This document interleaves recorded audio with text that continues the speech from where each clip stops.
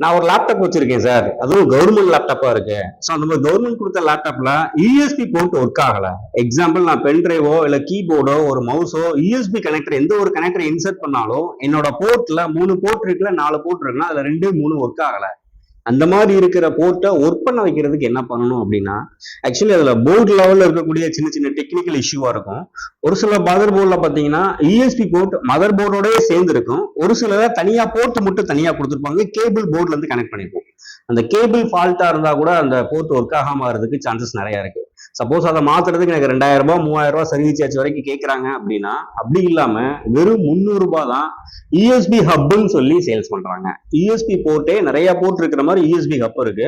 என்னோட லேப்டாப்ல ஒரு போர்ட் ஒர்க் ஆனா போதும், அந்த போர்ட்ல யூஎஸ்பி ஹப் நான் கனெக்ட் பண்ணிக்கிறேன். அதுல இருந்து ஒரு 10 யூஎஸ்பி போர்ட் நான் யூஸ் பண்ணிக்கலாம். ஸோ அந்த மாதிரி யூஎஸ்பி ஹப் வாங்கி பயன்படுத்திங்கன்னா ரொம்ப ரொம்ப யூஸ்ஃபுல்லா இருக்கும். தேங்க்யூ.